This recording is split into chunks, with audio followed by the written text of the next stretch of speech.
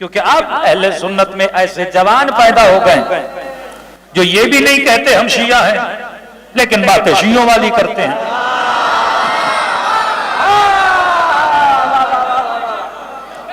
یہ چیز ان کو زیادہ تکلیف دے رہے. اب بندہ بولے میں شیعہ ہوں تو معاملہ ہی ختم ہے نا کہ بھائی فلاں طرف والا. اب بولتے نہیں ہم سنی ہیں, نماز بھی ہاتھ باندھ کے پڑھتے ہیں, رضی اللہ بھی بولتے ہیں, لیکن باتیں کون سی کرتے ہیں؟ شیعوں والی کرتے ہیں. یہ سارے بل جو پاس کیے جا رہے ہیں ہمارے اوپر بھی قدغن ہے, لیکن زیادہ ٹینشن کس کی؟ ان لوگوں کی ہے. میں نے کہا بتاؤ تو صحیح تمہیں شیعوں سے مسئلہ کیا ہے؟ قرآن بیچ میں رکھتے ہیں مسئلہ حل ہو جائے گا. ہم غلط تو وہ بھی قرآن بتائے گا, آپ غلط وہ بھی قرآن بتائے گا. تو جناب کہنے لگے کہ دیکھیے ہمیں آپ شیعوں سے مسئلہ یہ ہے کہ آپ شیعہ لعنت بہت بھیجتے ہیں. لعنت سے بڑا مسئلہ ہے. یہ لعنت اگر ختم ہو جائے تو ہمارے اختلافات بھی کیا ہو جائیں؟ ختم ہو جائیں. میں نے کہا دیکھو دو سوال ہیں. پہلا سوال یہ ہے کہ اصلاً لعنت بھیجنا اچھی بات ہے یا بری بات ہے؟ مثلا یہ پانی ہے نا, پہلا سوال یہ ہوتا ہے کہ قبلہ پانی پیا جائے یا نہ پیا جائے. اصلاً پانی پینا حلال ہے یا حرام ہے؟ پہلے اس کی حلیت ثابت ہوتی ہے. پھر سوال ہوتا ہے کہ کیسے پیا جائے, کتنے گھونٹ پیا جائے, اس کی افادیت کیا ہے. پہلا سوال یہ ہے کہ اصلاً لعنت بھیجنی چاہیے یا نہیں. خود فعل لعنت قبیح ہے یا حسن ہے, اچھا ہے یا برا ہے؟ تو میں نے کہا کوئی بات نہیں, یہ سوال ہم قرآن سے ڈھونڈ لیتے ہیں کہ اگر لعنت بری ہوتی تو قرآن میں نہ ہوتی.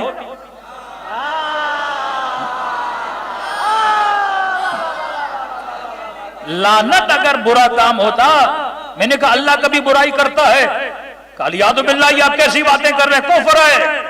میں نے کہا وہی خدا تو کہتا ہے میرا ذکر کرنے سے پہلے ایک لعنت بھیج کے آ. میں نے کہا ہر مفتی ہر مولوی بسم اللہ الرحمن الرحیم سے پہلے کہتا ہے اعوذ باللہ من الشیطان اللعین الرجیم, میری لعنت ہے شیطان پر, میری لعنت ہے شیطان پر. میں نے کہا یہ اور بات ہے, وہ بھیجتا ضرور ہے لیکن اسے یہ نہیں پتا کہ میں بھیج کس پہ رہا ہوں.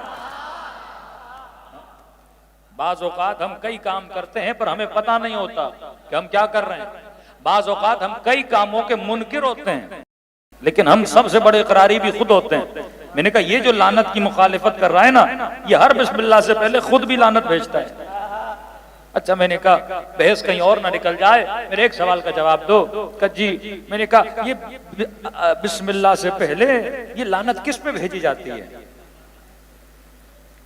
کہا شیطان پہ. میں نے کہا کون ہے شیطان؟ میں کس پہ بھیجی جاتی؟ کہا شیطان پہ. میں نے کہا کون ہے شیطان؟ کہا وہی ابلیس.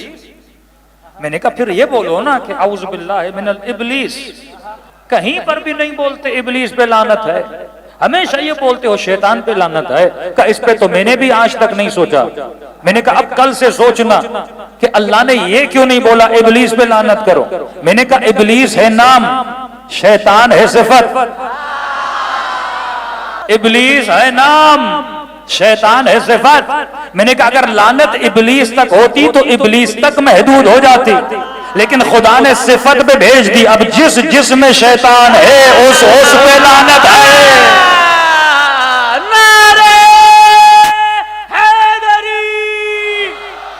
اب کل کچھ شیطان اٹھ کے یہ بل نہ پاس کریں کہ شیطان پہ بھی نہ بھیجی جائے, اس میں ہماری توہین ہوتی ہے. شیطان کیا ہے؟ صفت کا نام ہے.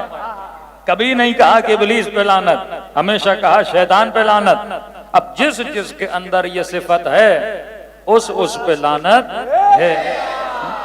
اچھا میری عادت ہے ذرا آسان کر کے چیزوں کو سمجھاتا ہوں. اگر کائنات لوگوں کے سمجھ میں آ جائے نا, کہ لوگ سمجھتے ہیں اللہ ایک چھڑی اٹھا کے بیٹھا ہوا ہے اور سورج کو بولتا ہے اب نکل, اب اتر, بادلوں کو بولتا ہے آ, بارش کو بولتا ہے برس.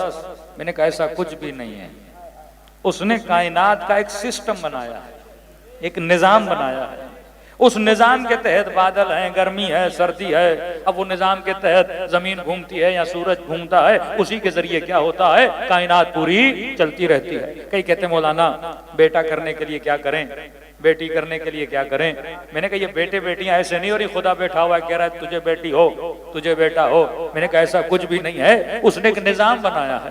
تبھی لوگ آتے تھے معصوم کے پاس، مولا اولاد نرینہ چاہیے، تو معصوم فرماتے ہیں یہ کھا وہ کھا، کیونکہ معصوم انسان کے بدن کے نظام کو سمجھتے تھے، پورے ایک نظام کے تحت، ایک پوری سائنس ہے، اس کے تحت آپ کی پوری باڈی چلتی ہے، دل کی دھڑکن چلتی ہے، بھوک لگتی ہے تو سگنل آتا ہے، پیاس لگتی ہے تو سگنل آتا ہے، پانی پیتے ہو تو پیاس بجھتی ہے، کھانا کھاتے ہو تو بھوک مرتی ہے، تو اللہ نے پورے بدن کا کیا بنایا ہے؟ نظام بنایا ہے۔ اب بندہ یہ بولے کہ میں زہر کھاؤں اور یا علی کر کے نہ مروں، یہ ہو نہیں سکتا۔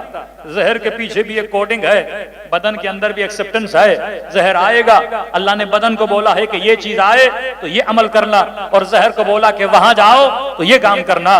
ہر چیز کے پیچھے خدا نے اپنی کوڈنگ کی ہوئی ہے۔ یہ دنیا آئی ٹی کو آپ سمجھتے ہیں کہ بھائی یہ موبائل کیا خود بخود چلتا ہے؟ کمپنی نے ایک بار کوڈنگ کر کے موبائل آپ کے ہاتھ میں دے دیا، اب آپ کی مرضی پوری زندگی چلاتے رہو۔ موبائل میں کئی بٹن ہوتے ہیں، اسکرین پہ آپ ایک بٹن دباتے ہو والیوم اپ ہوتا ہے، ایک بٹن دباتے ہو والیوم ڈاؤن ہوتا ہے۔ اب یہ تو نہیں کہ اس بٹن کو وزیر اعظم دبائے تو اپ نہ ہو، ایسا تو نہیں ہے۔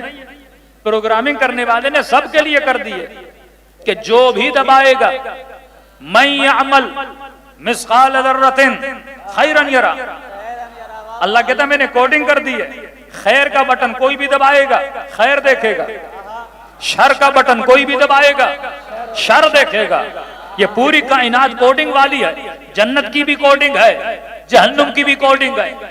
اب کوئی بندہ کہے کہ مولانا کیا جہنمی جنت میں جا سکتا ہے؟ کیا جنتی جہنم میں جا سکتا ہے؟ میں نے کہا دیکھو، اگر موبائل پی ٹی اپروو نہ ہو، سم ڈالو گے چلے گی؟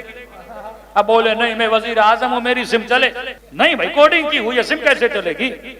کسی اور ایران کی سم لاؤ گے پاکستان میں، پاکستان کی سم لے جاؤ گے وہاں میں، ایک سافٹ ویئر مثلا اینڈرائڈ کا ہے، اب اسے چلانا چاہو مثلا آئی فون پہ، نہیں، ہر سسٹم کی اپنی کوڈنگ ہے۔ اللہ نے جنت کے دروازے کی کوڈنگ کی ہے۔ آپ دیکھتے ہو نا کئی بینکوں میں جاتے ہو آج کل فیس ریڈنگ ہوتی ہے، اب بینک کے جو کام کرنے والے ہیں وہ سامنے جاتے ہیں، اسکین ہوتا ہے، اس کے سسٹم میں پڑا ہوا ہے کہ یہ بندہ میرا ہے، وہ اسکین کرتا ہے، دروازہ اس کے لیے کھل جاتا ہے۔ میں نے کہا جہنمی جنت کے دروازے پہ آ بھی جائے، چہرہ اسکین ہوگا نہیں تو اندر کیسے جائے گا؟ اور اگر جنتی مثلا جہنم کے دروازے پہ چلا جائے کہ میں نے گرم چائے جا کے پینی ہے اور جہنم کا دروازہ کھل جائے، وہ اسکین کرے گا تو اس کے اندر وہ جراثیم ہوں گے ہی نہیں، تو وہ جہنم میں کیسے جائے گا؟ تو کائنات کی ہر چیز کے پیچھے کیا ہے؟ اللہ نے کوڈنگ کر کے رکھی ہے۔ جس طرح زبان موبائل لیتا ہے، ہر بٹن کے پیچھے کوڈنگ ہے، ہر اپلیکیشن کے پیچھے کوڈنگ ہے، اور کوڈنگ کر کے بتا دیا کوئی بھی آئے اگر یہ کام کرے گا تو یہ ہوگا، اگر وہ کام کرے گا تو وہ ہوگا۔ تو میں نے کہا خدا نے بھی اس کائنات کے اصول جب بنائے تو اس کے پیچھے کوڈنگ کی۔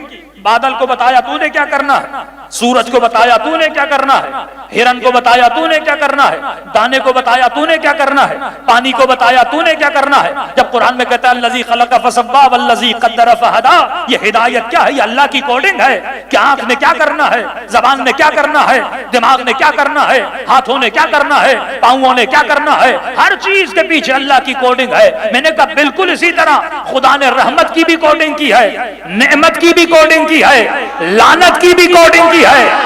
یہ نہیں کہ میں کہوں یہ رحمت اس پہ آئے تو آ جائے، میں کہوں کہ یہ نعمت اس پہ آئے تو آ جائے، میں کہوں کہ یہ لعنت اس پہ آئے تو آ جائے۔ لعنت نہ میرے کہنے سے آتی ہے، رحمت نہ تیرے کہنے سے آتی ہے۔ اللہ نے لعنت کی کوڈنگ کی ہے، جس کے اندر بھی یہ صفت ہوگی آٹومیٹیکلی لعنت اس پہ آئے گی، کے اندر بھی یہ صفت ہوگی آٹومیٹیکلی اس پہ اندر مثلا رحمت آئے گی۔ میں نے کہا اب یہ تو ثابت ہو گیا کہ لعنت بھیجنا حرام نہیں ہے، اگر حرام ہوتی تو خدا کبھی خود لعنت نہ بھیجتا۔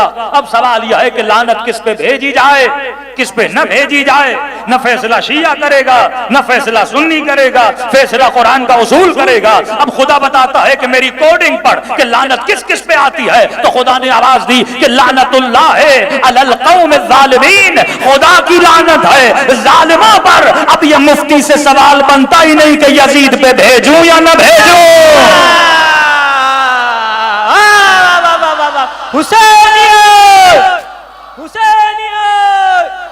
بھائی سوال تو بنتا ہی نہیں جب خدا خود کہہ رہا ہے میری لعنت ہے ظالموں پر۔ اب وہ چاہے ظلم کل کا یزید کرے یا چاہے آج کا یزید کرے، لعنت تو آتی ہے۔ اور یہ آٹومیٹک ہے، آٹومیٹک ہے. خدا نے کوڈنگ کر کے رکھ دیا ہے کہ رحمت کا لیس الانسان الا ما سعی، جو محنت کرے گا اسے اجر دوں گا. اب یہ کوڈنگ ہے، انگریز بھی محنت کرے تو اجر ملے، ہندو بھی محنت کرے تو اجر ملے، بھنگی بھی محنت کرے تو خدا کیا دیتا ہے؟ اجر دیتا ہے. اللہ کی کوڈنگ ہے تو جو محنت کرے گا اجر دوں گا.